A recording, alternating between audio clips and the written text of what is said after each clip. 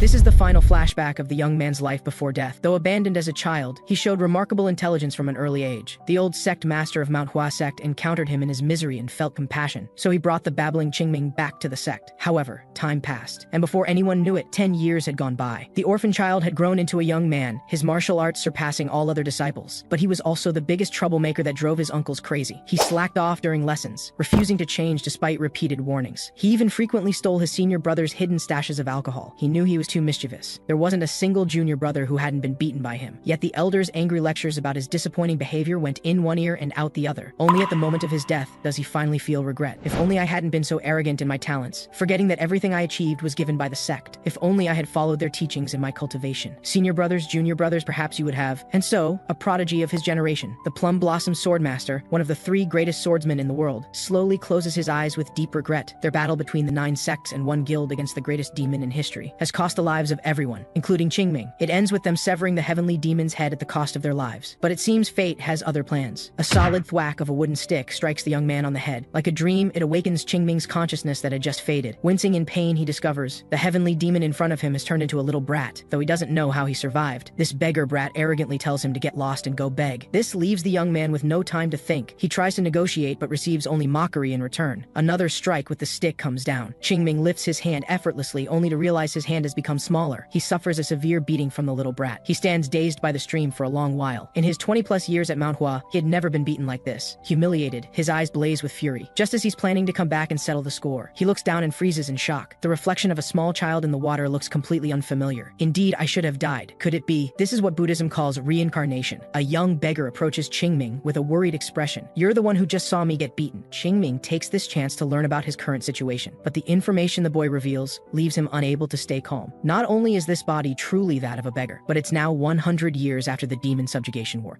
So this isn't rebirth but reincarnation after 100 years of samsara. Yet this awakening makes Qingming feel profound loneliness to his very bones. His connection to the entire world seems completely severed. What shocks him even more is this. The current 9 sects and 1 guild no longer includes Manhwa. Instead, it's now Shaolin, Wudang, Diankong, Kongtong, Qingsheng, Emei, Hainan, Kunlun, Zhongnan, and the Beggars Guild. People nowadays seem to know nothing about Manhwa sect, but fortunately, the young beggar has heard there was once a small sect at Manhwa in Shaanxi, but that sect seems to have already perished. This news strikes like a thunderbolt. Qingming can neither imagine nor believe it. Manhwa, which stood alongside Wudang and the Nangong family as one of the 3 great sects, has fallen in just 100 years. He releases the young beggar's collar, unable to recover for a long time. After a long pause, the young man speaks with a trembling voice. I don't believe it. I must go to Manhwa. I must see for myself. The young beggar glances at this strangely familiar yet unfamiliar boy. He sighs helplessly and asks how he plans to get to Shaanxi, but the next second, Qingming has already disappeared from his sight. It looks like the boy plans to run all the way to Manhwa, but his flushed face and weak body give him a harsh slap of reality. At this rate, he'll die again before even reaching Manhwa. Unable to think of a better solution, he decides to first cultivate his internal energy. He finds a deserted grove and begins his first energy cultivation of this life. With memories from his past life, his mind is filled with countless divine techniques. But Qingming knows well that biting off more than you can chew leads nowhere, so he chooses a basic technique called the 6 Harmonies technique as the foundation for this body. This 6 Harmonies technique would actually only cost about 5 coins at a street stall. The reason for choosing something so ordinary is because this technique has the longest history and has been refined countless times by immortals. It can perfectly purify and refine the practitioner's body. In other words, Qingming is building the most solid foundation for this life. As the absorbed energy flows throughout his body, he successfully purifies his internal energy perfectly. Finally, he gathers the purified energy in his dantian. This small dantian will become the foundation for his journey to another realm, but the little guy overlooks something very important. After this round of energy circulation, he has no strength left to move forward. Collapsed on the ground, even lifting a hand is difficult. Clearly, he still hasn't adapted to this weak body. The next day at mid-afternoon, the bustling crowds in the small town seem unchanged since ancient times, but a group of beggars rushes frantically into an alley. Turns out all their daily earnings have been stolen by one small beggar. Unable to beat him, they've brought their boss to handle it. When they find Qingming, the boy is already starving, devouring the leftovers ravenously. The beggar boss doesn't care that he's dealing with a child. He not only wants back what his underlings lost, but also realizes children can get more from begging, planning to take all of it for himself. But by now, Qingming has eaten his fill and is gradually adapting to this small body. These few people are nothing to him. With a few punches, the 3 men are thoroughly beaten into submission by the young boy. Days pass like this. It's now the Qingming festival season. An old man at Manhwa, worried about mosquitoes after nightfall, opens his window to air out the room before dusk arrives. Suddenly, an announcement sounds from outside. Sect Master, a child requests to see you. Seeing the Sect Master's residence in such disrepair, it's clear this sect is like the twilight, approaching its sunset. Yet his face carries an air of quiet composure that makes people feel at ease. The visitor is none other than Qingming. This is the Manhwa sect 100 years later. After much hardship, the young man has finally returned to his former home. Disciple Qingming Qingming wishes to join Manhwa sect. The old man looks at the young man with meaningful eyes. He turns and asks, Yunyan, did you inform this child that we no longer accept disciples? After receiving confirmation, the two men turn their strange gazes back to the young man, but they could never imagine that beneath Qingming's happy expression, his heart is actually blazing with anger. When he first arrived at Manhwa in this body, he was actually quite happy. Though the mountain path was treacherous, having come this far, there was no way he'd be afraid. However, when he actually reaches the mountain gate, he discovers the Manhwa sect's plaque has completely disappeared. His senior brother, the sect master, used to clean it spotless every morning. Qingming's commotion alerts a disciple inside. Yunyan looks out, only to see a child, though he confirms this is indeed Manhwa sect. The sect no longer accepts outsiders. Seeing that it's getting late, he can't bear to send the child down the mountain, so he brings him into the sect. But what should have been a magnificent training ground now has even its floor tiles pried away, and the shocking heaven palace that once stood on the left side of the gate has vanished like magic, leaving only empty ground. Yunyan knows all the reasons but is too ashamed to explain them clearly to the boy. He can only say that the shocking heaven palace is Manhwa's glorious scar. At this, Qingming's heart opens up. How can I blame you for your hard work in keeping this dying sect alive until now? When the two arrive at the Jade Spring courtyard for receiving guests, Yunyan explains that Manhwa belongs to the Tao tradition. Since its founding, it has honored the way of hospitality. Here one can pay respects to the ancestors first. But when Qingming enters the hall, he's completely stunned. The golden candlesticks that were once here, the scrolls left by the ancestors, the hall full of paintings and calligraphy, every single one is gone. Most importantly, the fragrant white plum blossom and the purple cloud divine sword that stood beside the memorial tablets, not ostentatious like gold, they looked plain, but contained the essence of Manhwa, are all gone too. Yunyan simply says a merchant happened to take a liking to them, so they were sold. There's a thud as the young man weakly collapses to his knees. Yunyan finds the little guy strange and approaches with concern, but before he gets close, Qingming seems to snap back and kowtows forcefully. I want to join Manhwa sect. Please let me see the sect master. And so time returns to the present. Along the way, Qingming has prepared his script for becoming a disciple, using the fact that junior brother Qingjin went missing in the great battle. He'll say Qingjin fell off a cliff, was saved by a passing woodcutter, and couldn't move due to severe injuries. To thank the woodcutter, he taught him Manhwa martial arts and took him as a disciple. And I, Qingming, am that woodcutter's descendant. This way, I'd be of the same generation as the current sect master, just as he waits quietly for the sect master to question his story. The old man simply says calmly, I agree to let you join. Seeing the young man's shocked expression, the sect master adds, since you wish to join, I will grant your wish. I've come to understand that fate is all about cause and effect. People don't chase away birds that shelter under their eaves from the rain,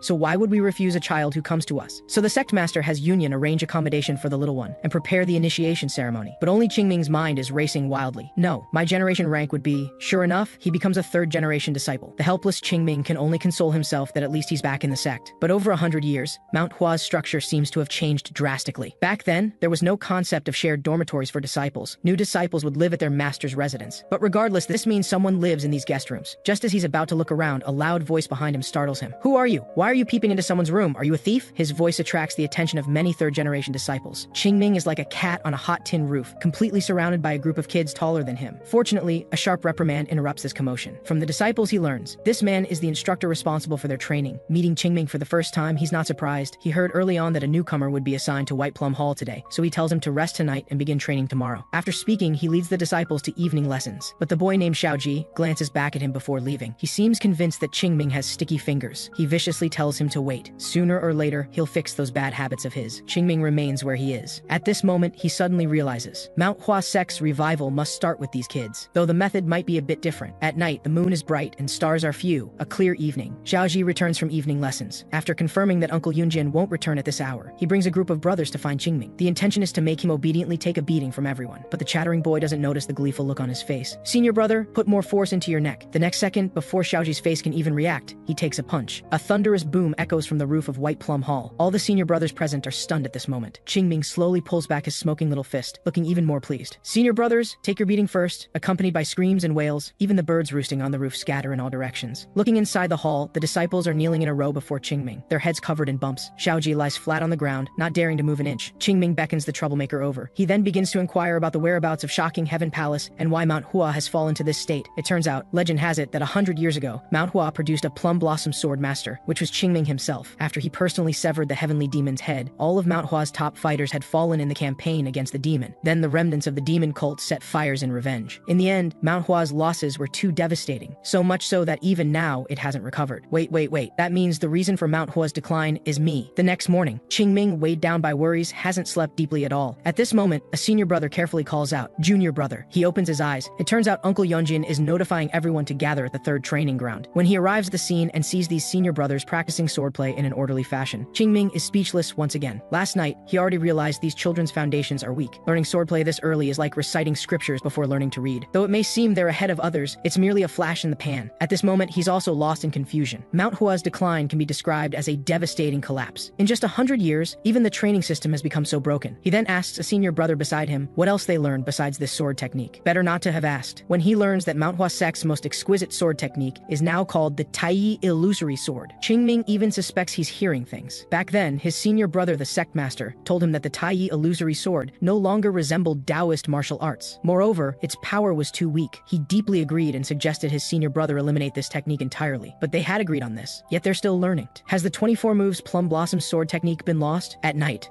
Qingming calls out to Xiaoji, who now treats him with respect. He mysteriously asks him to help prepare some things, and to make sure all third-generation disciples gather in front of White Plum Hall at dawn tomorrow. Xiaoji, intimidated by this demon's authority, reluctantly agrees. After giving all the instructions, Qingming's eyes gradually become serious. Manhua right now has no money, no martial arts, no talent, and all I can change right now is the talent. But no matter how you look at it, these third-generation disciples don't seem promising. But a journey of 1,000 miles begins with a single step. I'll make these senior brothers that first step. The next day, before dawn, the boys have already gathered noisily in front of the dormitory. Those senior brothers who haven't dealt with Qingming before show undisguised sleepiness and dissatisfaction on their faces. Though Qingming expected this, he still needs to deal with the boys' morning grumpiness. So he puts on an innocent smile. He invites all those senior brothers who haven't been beaten by him into White Plum Hall. With a bang, the door seems to have been locked by that guy. The group outside suddenly feels a bit relieved. After all, they don't want to experience being the early worm that gets eaten by the bird. After the dormitory building shakes for a while, the children who just went in are all released by Qingming. Each one stands straight before him like they just finished boot camp. Seeing they're all obedient now, only then does Qingming clasp his fists and say, "Senior brothers, let's train together every morning." At dawn, as the sun begins to rise, Uncle Yunjian wonders why the little ones haven't come to pay their morning respects today. Could it be that because of the new disciple, these little rascals performed some strange ritual and overslept? He was planning to scold them properly this time. But when he arrives at the training ground, this man in his 30s is dumbfounded. He doesn't understand how his adorable disciples all look like little beggars now. He grabs one who hasn't collapsed yet, wanting to know what happened here. But the disciples look at each other, none daring to speak the truth. This makes Yunjian's heart skip a beat. What makes these children hesitant even in front of their uncle? A glance suggests it's not Zhaoji either. Following their gaze to the platform, a young man is carrying a wooden sword with giant stones tied to both ends that seem heavier than him. He hears Qingming exhale deeply from his swollen face. 10,065. At first, seeing Qingming's shocking training intensity, he worries this new child will suddenly collapse. He quickly calls for water to let Qingming rest. Then he inquires about the reasons for this scene of exhaustion. Better not to have asked. This question makes Yunjian realize something remarkable. He says the senior brothers are full of enthusiasm, but perhaps because it's the first day, things went a bit overboard. But those disciples are frantically giving him signals, and their panicked expressions when they see this kid. Yunjian understands everything. At first he worried the boy would bully the weak. This wouldn't align with Taoist traditions. He was planning to give a warning, only to discover the boy not only understands respect for hierarchy, he says he'll strictly follow the eldest senior brother's instructions, and he single-handedly subdued all third-generation disciples, yet only used discipline to push their training. Thinking of this, Yunjian finally breaks into a grin. This kid is no simple matter. So accompanied by the disciples' pleading looks, Yunjian strides out of White Plum Hall. From this point, Qingming's demon training plan officially begins. The night breeze is clear, but an unusual scene unfolds in the disciples' dining hall. The children eating are all dressed in martial attire, yet are so weak they can't even pick up vegetable leaves. The less refined children have already abandoned etiquette and started using their hands, but the former school bully Zhao Ji seems oblivious to the noise and complaints in the room, though he too looks completely exhausted. There's no dissatisfaction in his eyes. This includes their eldest senior brother as well. He props up his tired body and calls out to the senior brother eating alone. The two of them leave the sect's dining hall facing the evening breeze. After a long pause, Zhao Ji suddenly asks, "Senior brother, what do you think of Manhua?" But the other doesn't know how to respond. It turns out, in Xiaoji's eyes, Manhua's sect has long been beyond saving, but at worst, he can still return home. His senior brother is different. He knows this eldest senior brother has no way out and has long been prepared to dedicate his life to Manhua, but now he's changed his mind. Qingming. Since that kid arrived, Zhaoji has started wavering. Though forced by him through this experience, he's discovered he has never before pushed himself to such limits, and that Qingming, enduring several times more training than them, shows no fatigue. Watching that guy, Xiaoji gradually develops the idea of giving it his all, slowly turning around. His face shows the determination and anticipation unique to youth. He says he too hopes to become like that kid, someone who will surely command the world in the future. Seeing this, his senior brother also breaks into a smile, because he actually shares the same thoughts as Xiaoji, watching these two boys submit to him in just a few days. Qingming is actually quite pleased inside, but the road is still long. What comes next? Just as he's thinking, an angry curse suddenly comes from outside the mountain gate. A bad premonition solidly wells up in Qingming's mind. There seem to be many people outside. Without a word, They smash open Manhwa sect's gate. One after another, they shout demanding to see the Manhwa sect master. Yunjin and Yunyan seem worried about something, neither daring to strike nor able to stop them. Amid the commotion, it becomes clear. Manhwa, in this dire situation, actually owes external debts. Just like that, a large group arrives at the sect master's residence. The sect master initially has a kind expression. Only upon seeing the visitors does he show embarrassment. The person leading them is the shopkeeper of Taihei Tower, Gong Wenlian. Though his face is all smiles, his words cut like knives. This great Manhwa sect has had overdue debts for quite a while now. 7 days. If the money isn't repaid after 7 days, we will confiscate Manhwa's buildings. This night, darkness fills the sky. Not even a trace of stars appears, reflecting Qingming's gloomy mood. Though the third-generation disciples have long known the various reasons. After all, they're still young and can't handle such matters for the sect. But when Taihei Tower is mentioned, the agitated Qingming clearly pauses, as if hearing something incredible. After repeatedly confirming, he can no longer hold back. Taihei Tower is clearly Manhua's property. Who gave them the nerve to come collect debts from Manhua and shamelessly want to confiscate Manhua's buildings? But this doesn't make sense. If Taihei Tower already belongs to Manhua, why would they borrow money from Taihei Tower? Qingming's eyes glance at Xiaoji, signaling him to bring what he prepared. In the blink of an eye, he changes into an assassin's outfit. Hard to tell which handsome young man this is at a glance. Like this, with the helplessness of two senior brothers, Qingming slips out of Manhua under cover of darkness. Huiying County isn't far. This small county at the mountain's foot has prospered for hundreds of years thanks to Manhua. But now this place is filled with song and dance. Looking again, no one would associate this place with that impoverished Manhua sect. Every old shopkeeper here, tracing back to the source, actually has connections with Manhua. But listen again, and you'll discover the ruthless words in their speech. All of Manhua is now like fish on a chopping board, and this shopkeeper Gong seems to know more secrets than those present. He insists on confiscating those buildings that don't look valuable. What he values is Manhua's terrifying history, and these are worth thousands, tens of thousands of times more than the remaining wealth in the mountain. After a few drinks, they all seem drunk. Drunk on the fat sheep about to be in their grasp. Drunk on wealth that might be inexhaustible for the rest of their lives. Shopkeeper Liu from Plaincloth Workshop is still humming a tune on his way out. His staggering steps carry excitement, but a figure appears in his blurred vision. Slightly startled, he sobers up a bit. I seem to have encountered a robber. But why is it a little brat? But Qingming seems confident. He says he's not here to rob, but hopes the other will honestly answer a few questions. Hearing this, shopkeeper Liu actually laughs. Do you know, many people work under me. Even if I wanted to go out alone, I couldn't. After saying this, as if unable to bear seeing the little one's miserable state, he turns around. He says there are questions for this brat. You guys can be rough, just don't affect his ability to talk. Like this, shopkeeper Liu, with his back turned, sighs that he's still quite kind, while wondering which rival sent this brat. After a moment, a voice from behind suddenly says, that was a bit much. Hearing this, shopkeeper Liu is startled. He immediately turns around, only to see this little one has actually knocked down all his guards. He hears the other casually beckoning him over. Qingming's voice deepens a bit. I said, as long as you obediently answer my questions, I won't hurt you. But if you had just been obedient from the start, since you chose to resist, you'll have to take a beating. But don't worry, I'll make sure you can still talk. After some investigation, he learns these properties that originally belonged to Manhua. Not only does Manhua lack proof, so they refuse to acknowledge it, but they also lend it several times or even tens of times the overdue interest rate, lending a pittance to Manhua in its time of crisis. They calculated that the sect now has no ability to repay. This is how the current situation came about. Yet even knowing all this, Qingming seems unable to change anything. This leaves the great Plum Blossom Swordmaster lying on his dormitory bed, scratching his head in frustration, recalling his senior brother, the sect master from 100 years ago. Every time he looked for him, he always looked guilty, treating those account books like treasures. But suddenly, he realizes something strange. At Manhua's peak 100 years ago, its properties were more than just 1 or 2 workshops and taverns. How could just 1 or 2 account books record everything? Then there's only one truth. That cunning senior brother sect master hid most of the account books. And back then, he knew Manhua sect had a secret vault only the sect master could enter. If things are really as he suspects, then this secret vault will be the key to solving the current deadlock. Just thinking about this, Qingming gets a headache again, because he only heard about that secret vault but never saw it. The current plan is to start searching from the place he thinks most likely. Like this, the young man leaps out of his room once again under cover of night. His small frame, carrying a pickaxe bigger than his body, he sneaks into the back mountain behind the sect master's residence. However, he still underestimated the difficulty of exploring an entire mountain. Qingming doesn't have much internal energy right now. He's completely relying on his battle-hardened experience, drawing out a small amount of true energy, condensing it into threads to probe deep into the ground. Though this method saves the enormous work of geomancy, being alone, probing from time to time nearly exhausts him. By now, Qingming has expended tremendous energy, but he dares not stop, no matter what. This will be Manhua's last chance. Finally, before dawn, he finds a trace of abnormality underground. Without a word, he picks up the pickaxe and starts digging. But when he digs out a large pit, seeing the exposed bricks, he can't help but doubt. If this is Manhua's secret vault, how could it be built with such shabby bricks? With doubt, Qingming pries up a stone brick and looks inside. It turns out what he dug up is just a passage leading to the vault. As luck would have it, someone slowly approaches in the darkness. Gradually, Qingming finally sees clearly it's the sect master. He stands in front of the secret vault's door. His palm touches the seemingly very thick door. Then he lowers his head without making any move. After a long moment, Qingming seems to suddenly understand. The sect master isn't choosing not to do anything. He can't do anything. He's the pillar for everyone in the sect, and precisely because of this, he can only bear that pain and helplessness here alone. On the distant horizon, a ray of morning sunlight gradually spreads. The sect master has already left alone. Qingming also silently jumps down. Watching the direction the sect master left, he remains silent, turning to look at this tightly locked door. He doesn't know if there's hope for the sect's survival behind this door. But at this moment, both Qingming and all of Manhwa have no way back. Just when the young man uses compressed internal energy to try opening the door, not only does the door remain motionless, it bounces his refined true energy back. A bad feeling suddenly wells up in his heart. This is crazy. Could this be 10,000-year cold iron? And judging from the rebound force just now, the thickness is at least one hand span. Even if the world's greatest master came, they could probably only barely split it open. Only now does he understand. This is why. The sect master never once thought of opening the door. But thinking about it,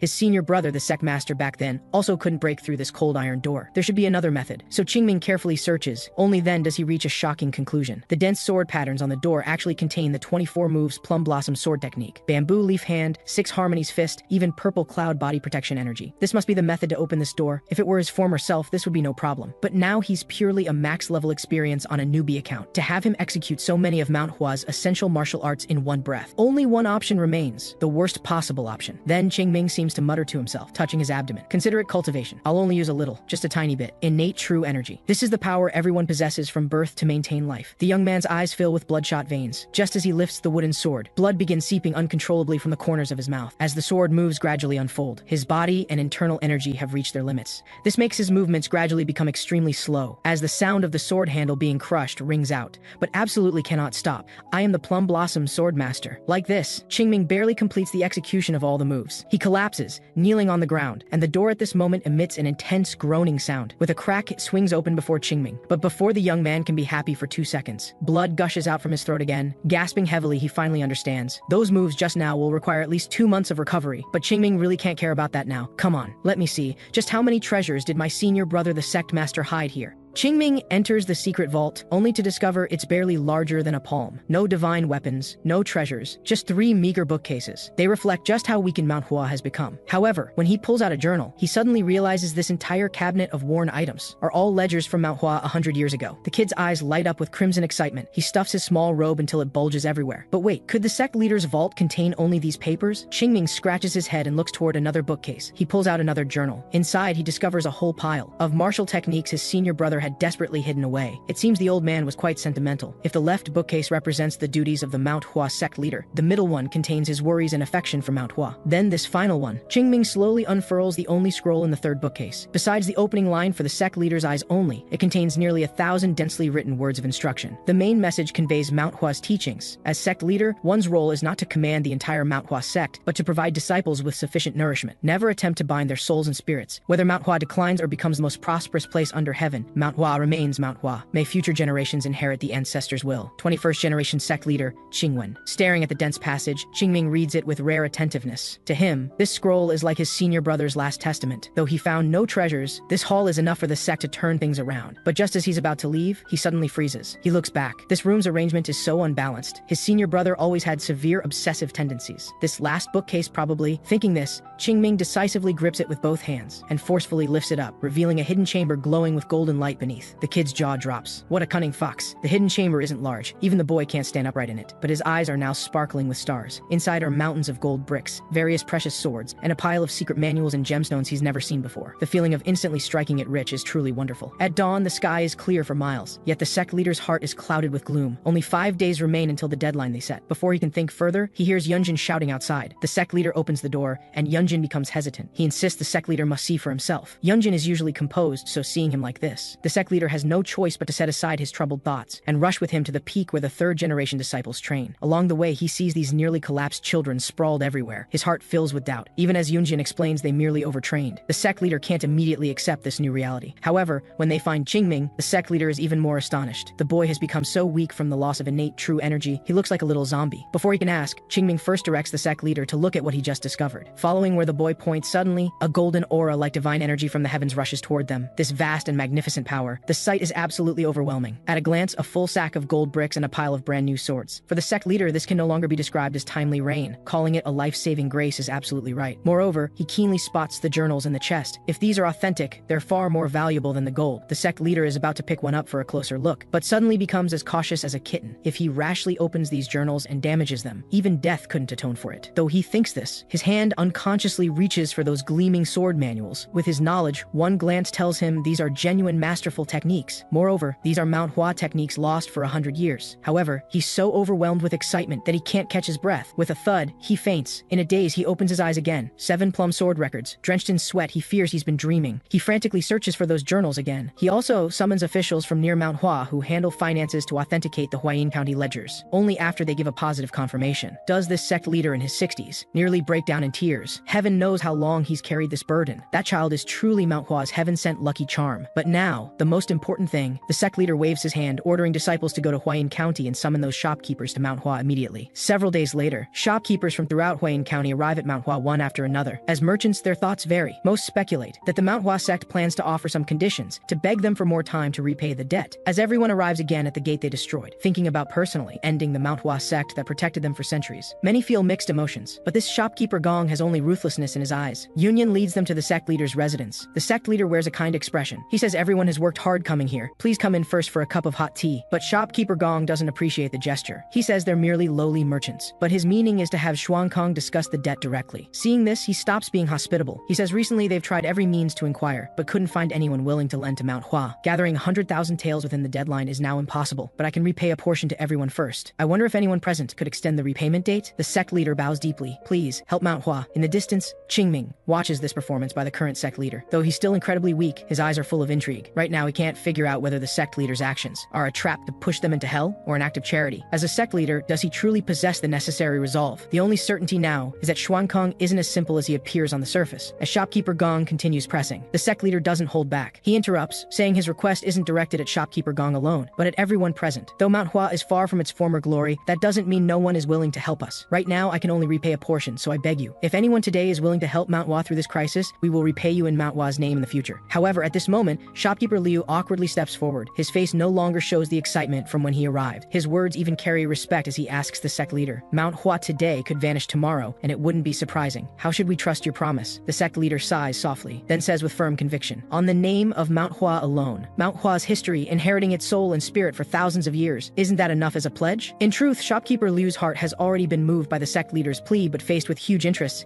he's equally conflicted. Seeing things aren't going as hoped, shopkeeper Gong gathers his energy to break the atmosphere. He tells those who agree to let Manhwa sect continue past the deadline to stand aside. But at the same time, whoever makes this decision, their merchant guild will no longer help collect their debts. Even if they end up cheated, the guild won't intervene. Watching these people exchange uncertain glances, shopkeeper Gong can barely contain his glee. But before he can declare the sect leader's failure, shopkeeper Liu quietly steps away from the crowd. This moment brings a touch of warmth to Xuan Kong's eyes. But the others erupt in commotion. They don't understand why. As one of Huayin County's major shopkeepers, he'd make such an irrational choice. He says, don't look at me like that. I know I'm doing something foolish. But Gong, you're just a son-in-law who married into Huayin County. You'll never understand what Manhwa means to Huayin County. He says anyone from Huayin County grew up hearing stories of Manhwa. Every elder would tell you, when you grow up, you should join Manhwa and become a renowned master under heaven. Even after learning you lack the talent to enter Manhwa, you'd still hear stories of how Manhwa protects the realm and Shangxi until your ears grew calluses. And it's not just me, my father, my grandfather, my ancestors for generations grew up in this environment. Manhwa has long been Shangxi's pride, Huayin County's pride. Even if I take the money, my roots are in Huayin County, my life is fine now. But if today I personally force Manhwa to collapse, I don't think I could live in peace for the rest of my life. Shopkeeper Gong truly doesn't understand. It's just one less person anyway. So he waves his hand dismissively. But what he doesn't expect is shopkeeper Liu's words, because these shopkeepers rooted in Huayin County to step out of the group one after another. This scene brings an involuntary smile to the sect leader's lips, because the reason he went through this performance was to confirm whether anyone still stands with Manhwa. He tells Yunyan to bring the items, though the shopkeepers don't understand what's happening. When they see a full chest of Huayin County ledgers and the finance pavilion master, shopkeeper Gong already senses trouble. It turns out the sect leader had already given the ledgers to officials for authentication. Summoning all the shopkeepers to Manhwa was to allow officers to easily seize their shops. The time spent coming up the mountain is enough for them to lose everything by the time they return. The sect leader says, Manhwa has shown you kindness for generations, yet you repay virtue with vice. In response, Manhwa will use these ledgers as evidence to confiscate all the wealth you accumulated through them. Gong Wenlian is now furious, grinding his teeth.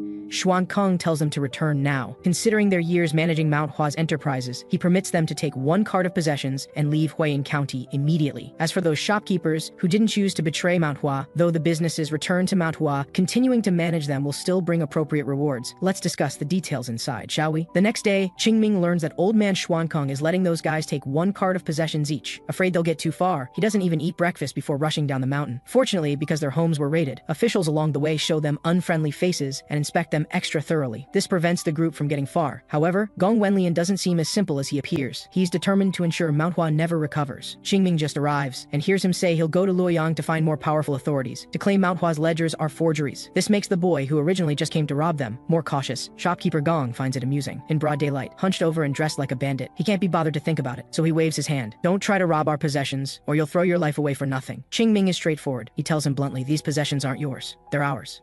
You're from Manhua sect. Perfect. I can't swallow this anger anyway, since you came looking for trouble. Kill him. Multiple thugs draw their swords and charge. They close in on the boy at tremendous speed. Qingming glances lazily, then leaps up instantly. He meets the one charging, at the front mid-air. The sound of strikes echoes continuously. Everyone's screams arrive together with the boy's landing. Kid, you might not know, since ancient times no one who ignored me has kept all their limbs intact. Qingming doesn't draw his sword. He has no need to deliberately kill. But this scene fills Shopkeeper Gong's eyes with alarm. He tells the thugs to stand down. He himself steps forward slowly. With each step he takes, purple light suddenly bursts from Gong Wenlian's body. I never thought Manhua still had someone like you. I knew something was off about you. A county shopkeeper wouldn't have this kind of aura. But don't worry, I'll make sure you can still speak. With a tremendous crash in the forest, the imposing Gong Wenlian strikes empty air. He himself is a martial artist. When facing an enemy, he knows well that even a lion uses full strength to catch a rabbit. Moreover, to instantly defeat those guards, in his caution he holds nothing back. But why? Why can't he touch his opponent at all? Facing an opponent like a raging storm, Qingming merely uses his sword pommel to press perfectly against the moment when that internal force-laden fist is about to unleash. Instantly, Gong Wenlian's right hand suffers complete backlash from the blocked internal force. Qingming says lazily, you're too slow. You should quit while you're ahead. This makes shopkeeper Gong grind his teeth in fury again. He secretly channels energy through his feet. A shockwave of internal force shoots toward Qingming. However, this power passes through the boy's figure as if hitting air, until an explosion sounds in the distance. Does he realize his opponent has long disappeared? This leaves shopkeeper Gong even more baffled. Having experienced it himself, he knows. This person isn't strong nor is he fast. Judging purely by strength, even 10% of him wouldn't be a match. Yet he always, at the most perfect moment, uses the most perfect force to change the entire battle, as if predicting my moves. This prevents me from even gauging how strong he really is. This guy is definitely a monster. Qingming rolls his neck and says, I was going to play with you a bit more, but I'm tired. As he speaks, Qingming charges toward him. Seeing his left knee about to be hit, Gong Wenlian immediately drops into a stance to block, but unexpectedly, it's his shoulder that gets injured. Before he can figure out what happened, this time it's his head. He instinctively raises his arm to block, but what was clearly a slashing motion becomes a thrust. The stinging pain in his throat makes his entire face contort. He staggers back dozens of steps. Why? I clearly saw his movements. Why can't I dodge a single move? With strike after strike, he becomes afraid. If this continues, I'll really die. And this guy's eyes? Why do they have the look of someone who's killed countless people? A crisp sound of sword drawing rings out. The boy raises his sword to strike again. Gong Wenlian panics. In an instant, a blue palm force shoots skyward from the forest. After a moment, electric arcs still linger on the man's palm through the dust. He finally couldn't resist unleashing his ultimate technique, Taiyi Divine Palm. So you're from Zhongnan sect? Seeing shopkeeper Gong's face full of frustration, he knows he was careless. The opponent is from Manhua sect, so even if he dies, he shouldn't have used his sect's martial arts. But Qingming grins. Just knowing this matter involves Zhongnan sect is enough. What he didn't expect is that though the martial world of the past was cutthroat, it was never this shameless. The 9 sects in one guild, such major powers don't rely on martial force, but use money to destroy other sects. Gong Wenlian is silent for a long time, then suddenly blurts out, this isn't a bad thing for Manhua, is it? Having lost its martial heritage, Manhua can never return to its past glory. Its demise is only a matter of time. I just want to quickly end this dying sect. Qingming stares at him with the gaze of looking at a dead man. Who told you Manhua lost its martial heritage? Trying to justify your actions with words, you might as well just say you find Manhua displeasing and want to destroy it. But regardless, as a reward for showing me Taiyi Divine Palm, I'll show you something interesting too. If, and I mean if, you can figure out what it is, it'll be quite amusing. Make sure to report properly to whoever sent you. Qingming's sword blade sways gently. Gong Wenlian doesn't even dare breathe heavily. The sword in the boy's hand thrusts out as if multiplying. Though it doesn't strike his body, it causes shopkeeper Gong's clothes to split like tofu under a blade. But he doesn't understand. What does this person want? Through the wind, Qingming's voice can faintly be heard. Plum blossoms blooming in snow emit the richest fragrance. Though Manhua faces winter, Manhua's spirit will never be severed. When spring arrives, plum blossoms will cover the entire mountain. What is he saying? I don't understand a word. Gong Wenlian slowly lifts his head. He discovers with horror plum blossom petals falling all over the mountain. He can't believe his eyes. The cascading petals gradually converge toward him. No, this is 24 moves plum blossom sword technique, falling plum rain. As Qingming sheathes his sword, shopkeeper Gong collapses. He tears off his mask and spits out a mouthful of blood. In truth, his internal force is far from sufficient to execute the plum blossom sword technique, but he must give Zhongnan's sect a warning. He turns. You few, come here. You have two choices now. Leave, or get beaten up by me and then leave. Choose. The remaining four have no will to resist whatsoever. They're ready to flee without hesitation. But the boy calls them back. Do you guys have brains? Are you making me haul these 5 carts back myself? I want you to convert all these goods to cash and exchange the money for bearer banknotes. If I find any markings on the notes, you'll face the consequences. If you report to officials. Qingming's gaze suddenly turns cold. He lifts one foot and stomps hard on the ground. He says, you can try, but remember, never come back. Flee to the ends of the earth because I won't let it go. The four are on the verge of tears. They can't think of any way to escape his clutches. So in less than half an hour, Qingming sniffs the bundle of gleaming notes in his hand, finally returning to Manhwa satisfied. And it's still morning. The children have just finished morning training. The former school bully, Zhaoji, watches everyone complaining and feels the joy of cultivation for the first time. The senior brother has already finished washing up. Xiaoji, what are you smiling about? Me? I just feel everyone finally looks like martial academy disciples. Though this has always been a martial academy, it's a strange thought. But the senior brother affirms it because he has the same thought. Junior brothers, let's head back. On the way back, Zhaoji's heart is still full of gratitude toward Qingming, because with his arrival, Manhwa has changed. When everyone returns to the mountain gate, they discover many strangers have suddenly appeared, carrying large and small packages. They seem to be doing construction. Entering the inner courtyard, they see Uncle Yunyan acting as foreman, shouting for everyone to be careful here, slow down there. Upon inquiry, they learn the sect leader is using this opportunity to properly renovate every hall and pavilion on Manhwa. The third generation disciples' timing is perfect. Yunyan has these youngsters quickly go help the carpenter uncles. Surely years from now, every brick and tile here will hold deeper meaning for these youngsters. At night, the boys stare in shock at the roasted chicken on the table. Since coming up the mountain, this is the first time they've seen meat in the dining hall, and a whole table full at that. They'd almost forgotten what meat was. Did Manhwa strike it rich? Though they don't know the truth, the youngsters are genuinely delighted. Not only major construction, but meat in the dining hall too, and even 2 new sets of martial robes for everyone. Zhaoji looks at the dazed Yinzhong. Senior brother, what's wrong? Hearing Xiaoji's voice, he smiles faintly. Nothing. I just suddenly realized money is truly a wonderful thing. I just didn't expect that once we had money, the elders would act so quickly to make changes. This is the first time I've seen Uncle Yunyan smile so happily.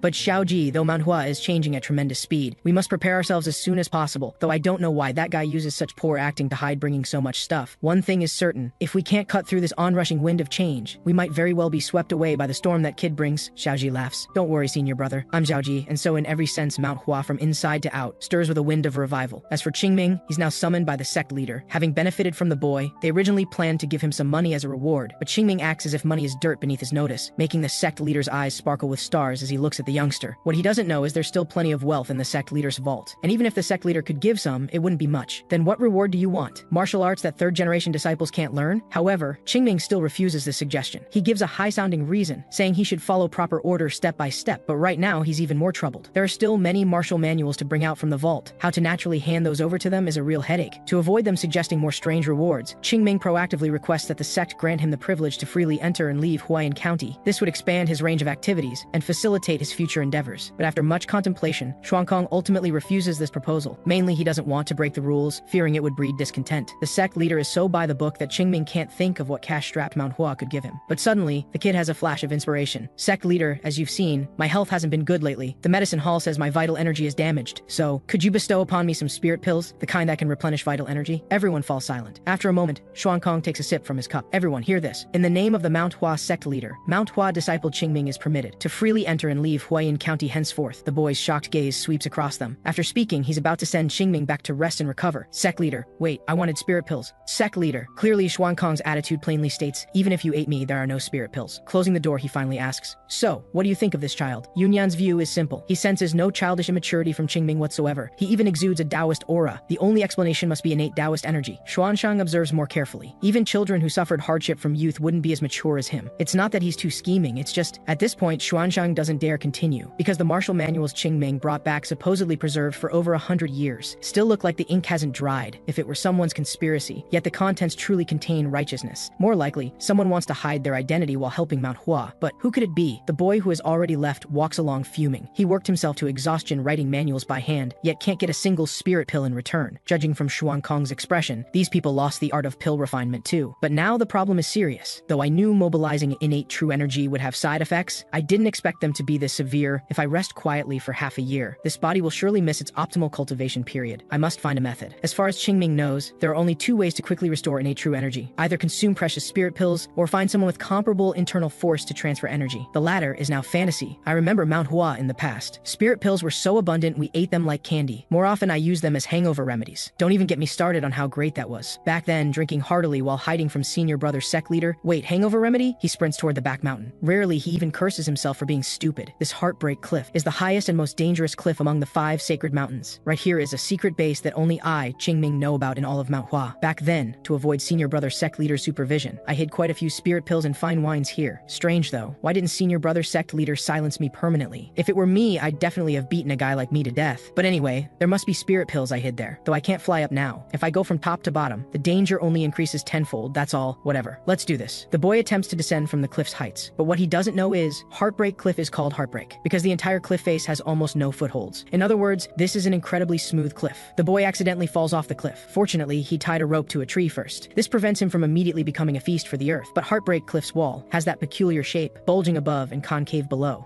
This causes a person to swing in midair, unable to return. Fortunately, Qingming is experienced. The absorption technique wraps around his hand, forcefully adhering him to the cliff wall. However, the impact is too great. The sound of his bones shattering immediately throws him nearly off balance. This body is still too fragile, but fortunately, the hiding place is within reach. I should be able to endure somehow. However, he forgot this isn't a dream. In the time he spent regaining balance in midair, the rope had already worn through. With a snap, the boy flies out with the momentum. He tries to save his life with the absorption technique, but his fingers barely grab a crevice before breaking more bones. Though he can't stop, most of the flying momentum is neutralized. He barely lands at the cave entrance. Already dizzy, he nearly falls off the cliff again. In the end, it's luck. The broken rope happens to wedge in a rock crevice. The boy thus avoids dying again. He crawls up to the cave entrance covered in wounds. He now harbors deep resentment toward the Plum Blossom Swordmaster who hid treasures here. He definitely trained martial arts until his brain broke. Only then could he think of hiding spirit pills in such a godforsaken place. However, in his days, he seems to forget. He himself is that cursed Plum Blossom Swordmaster. The cave is quite simple. The gleaming, luminous pearl highlights Mount Hua's prosperity 100 years ago. His collection here is simple: 2 jugs of century-old fine wine and a full box of spirit pills once used for hangovers. Qingming slowly opens this familiar wooden box. A medicinal fragrance wafts toward him. Only then does he discover with delight. The box also contains 5 even more precious snow plum pills, perhaps having grown accustomed to poverty in dilapidated Mount Hua recently. He looks at what he once ate like candy and starts drooling. He tremblingly picks up one. Without hesitation, he swallows one. The spirit pill dissolves instantly upon entering his throat. An elegant fragrance immediately spreads to every inch of skin. Though pleasant, he has no time to linger. If the medicinal power isn't guided, it will quickly dissipate. However, those snow plum pills are precious now. Back then, they were only mid-grade spirit pills. To use them to replenish innate true energy requires constant refinement within the body. This is to prevent impurities from damaging the perfect foundation he built. An hour later, he finally refines 2 portions of pure medicinal power. Qingming carefully pushes them into his dantian. The medicinal power immediately becomes active like a rabbit, rushing straight toward his innate true energy, continuously repairing every deficiency. After a moment, a rumbling emanates from the cave. Qingming's entire body is lifted into midair by a force, but the youngster's face shows no relief. With the innate true energy fully replenished, a terrifying surge of true energy erupts within him, though this power doesn't belong to him. At this moment inside his body, broken bones and wounds are being repaired at visible speed. They're even sturdier than before. An immature body can indeed absorb medicinal effects more perfectly. Even impurities in his body are constantly being forced out by the medicinal power. At this point, his risky venture's purpose has been achieved, but the spirit pill's medicinal power seems far from finished. His dantian is forcibly breached by this power. He knows well that if this continues, he'll enter a state no different from chi deviation. If he can't stop it, Qingming frantically suppresses the violent power within, but his mind suddenly recalls Senior Brother Sect Leader's words. Mount Hua Sect enters the Tao through martial arts. Humans follow Earth, Earth follows heaven, heaven follows the Tao follows nature. Suppression alone cannot solve any problem. Therefore, Qingming slowly releases his suppression of the internal force. In that instant, he knows it's absurd, but he chooses to trust Senior Brother Sect Leader. Looking at his upper dantian about to burst, he dares not imagine what will happen if this power breaks through. To what extent will his body be destroyed? But now this power is like a flood or savage beast. His small dantian absolutely cannot contain it. Senior Brother, I always thought your words were just nagging. After 100 years, I seem to finally understand a part of it. As the boy actively opens his upper dantian, the power accumulated in his body surges out completely, pouring toward his limbs and body. Until dawn, when the sky is still dim, Qingming slowly opens his eyes. Why am I floating? Still dazed, the boy immediately crashes down onto the ground, sensing the changes within. It seems all his meridians have become more open. The strength he can exert has increased several times over. It seems this young body ultimately endured, and right now, he's even more grateful to Senior Brother Sect Leader. Qingming once believed he was not a Taoist, merely a pure swordsman. But Mount Hua's essence is that sword and Tao are inseparable. The boy scratches his head. Can a disciple with such poor comprehension as me truly lead Mount Hua to rise again? He glances at the spirit pills now useless to him. Only then does he put away such thoughts. Whether I can or not, I'll try and see. So after tidying up, he prepares to head back. Of course, he won't miss the century-old wine. And now, with greater strength available, using lightness skill isn't so difficult anymore. He uses no tools whatsoever this time. In just 5 steps, he reaches the mountaintop. The morning air at the mountaintop is normally incredibly fresh, but the foul smell of impurities on his body makes him vomit. Meanwhile, at White Plum Hall, the children once again dragged themselves half asleep to morning training. Rumors of Qingming's recent weak appearance had already spread among the disciples. Some children even spread tales that he suffered qi deviation. Otherwise, why would he look more haggard with each passing day? Though they still fear that guy's tyranny. But if the rumors are true, they should be able to take him if they gang up together, right? Zhao Ji worries these fools are about to get beaten up again and wants to talk them out of it. But the senior brother tells him to leave it alone, saying that people, when they're itching for a beating, indeed need to be reminded what pain feels like. When the gate opens again, everyone turns to look, radiant and glowing with vitality. This version of Qingming shows not a trace of weakness. The children panic. If they challenge him now, they'll definitely get beaten up again. Clearly, the young man hears the whispering. Qingming says, previously, I couldn't properly oversee everyone's training, and I feel deeply guilty about this. The children immediately sense something's wrong and quickly say it's fine. But Qingming continues his act. Though we can't change the past, we can make up for it as much as possible. If the training wasn't enough, we can double it up. Do you see Lotus Peak behind the hall? The last half to reach the summit runs it again. The youngsters are still in shock, but the senior brother has already started moving. Zhao Ji follows right behind. Seeing this, they realize Demon Ming isn't joking. Seeing some still standing there in a daze, Qingming adds that the last one gets no dinner. They suddenly snap awake and dash toward the mountain in a flash. Truth be told, he doesn't want to punish these kids. On the contrary, Qingming quite likes their rebellious spirit, but rebellion alone only makes them clowns. For martial artists to express dissatisfaction, they can only rely on strength, and that strength is exactly what Qingming hopes to cultivate in them. In thousands of years of martial arts history, countless people won the title of #1 through their own strength, but a sect relying on just one powerful disciple can never become a true, enduring legacy. These children are Qingming's most precious treasure for reviving the sect's glory, but the training intensity already near their limits now multiplies several times over. Even Zhao Ji, who had the best foundation, becomes too exhausted to move. He looks up, surprised to find his senior brother can still stand. Their abilities are similar, but senior brother Yin's mental fortitude seems to have reached heights he cannot match. Yet Qingming, though aware these kids have reached their limits, shows no intention of letting them stop. He even orders them to continue after lunch, threatening that if they dare flee, the training will increase tenfold. Just like that, several days flash by. Though the dining hall now serves hearty meals with meat at nearly every meal, the children lack even the strength to eat. Their bodies tell them that if they eat anything now, they'll probably throw it up the next second. The children complain endlessly, begging the senior brother to negotiate with Demon Ming. If they continue training like this, they'll surely die. The commotion continues, and senior brother Yin understands deep down. He looks at his own trembling hands. How could he not know they'll collapse if this continues? So he looks to Zhao Ji to see what he thinks. Zhao Ji thinks for a moment, and his suggestion is for everyone to hold on a few more days. That kid may be strict, but he can't be unaware that training people isn't like forging iron. If after some time there's still no change, it won't be too late to ask the senior brother to talk to him then. Returning to the dormitory, though he reassures everyone, he himself doesn't know how much longer he can hold on, due to exhaustion. He quickly falls asleep, groggily awakened by a voice. Finding it's Qingming, he wearily sits up, not really hearing what he says. He sees the young man's open palm. A gleaming spirit pill appears before him. This finally wakes him completely. Why give me something so precious? Qingming looks at him with clear eyes and says, because you need this more than I do, but you must keep it secret, okay? Just like that, Zhao Ji is completely won over, even feeling ashamed for once thinking Qingming was a demon. What he doesn't know is, the young man pushed them to near collapse precisely for this moment. This way, not only will they not reduce training in the future, they'll also obediently comply, and so, the youngsters advance by leaps and bounds. Both their upper body and lower foundation become incredibly solid. Yunjian isn't blind in this short time. The children's swords actually carry traces of sword energy, steady and balanced. This isn't strength they possessed half a month ago. Even more precious are the looks in the children's eyes, resolute and fierce. How did that kid Qingming pull this off? But regardless, the White Plum Hall master is in an exceptionally good mood. So he announces the disciples have progressed greatly and can learn the Tai illusory sword ahead of schedule. Instantly, the children erupt with excitement. Every face beams with the joy of reaping what they've sown. However, the sect master suddenly arrives at White Plum Hall. He calls Yunjian aside, rarely looking like a child who's made a mistake. He slowly takes out the Manhwa basic sword manual Qingming brought back, asking Yunjian to turn to the last page. Just one glance strikes Yunjian like a thunderbolt. Pass this to future generations. Successors developing martial arts is understandable. But the Six Harmonies sword is a foundational technique that enables disciples to progress infinitely on the path of the sword. It is near perfection. If modifying it, remember not to put the cart before the horse, because Six Harmonies is the soul that has sustained Mount Hua for 1,000 years. The sect master is also confused now. Since Yunjin is the teacher responsible for guiding disciples, he comes to ask whether they should have the children abandon the new Six Harmonies technique. This technique emphasizes quick results but is ultimately inferior. If Mount Hua weren't in decline, they wouldn't have made such mistakes. Yunjin understands, but the Six Harmonies sword requires a solid foundation and strong body. These all require long-term conditioning by disciples. Wait, realizing something, Yunjin immediately turns around. Haven't these children already achieved this? He looks toward Qingming, immediately stopping the young man picking his nose. After all this, they actually want to ask Qingming's opinion. However, to their surprise, the little guy chooses without hesitation the Six Harmonies sword that can take them higher. His reason is just a few simple words, because we are Mount Hua. He intentionally or unintentionally touches on their deeper concern. If Manhwa wants to reclaim past glory, it must never compromise with reality. Xuankang immediately understands. The kid means, no matter how desperately, the sect needs swordsmen now, it's just a difficulty to overcome. Watching the young man leave, Yunjian feels quite proud, while Xuankang shows a trace of shame. He never expected to hear such words from a child. Yunjian hear this order. From now on, Manhwa's basic technique returns to the Six Harmonies sword. Not only that, all martial arts need to be reorganized and reconsidered. This is your most important duty as White Plum Hall Master. Never let Manhwa continue in mediocrity.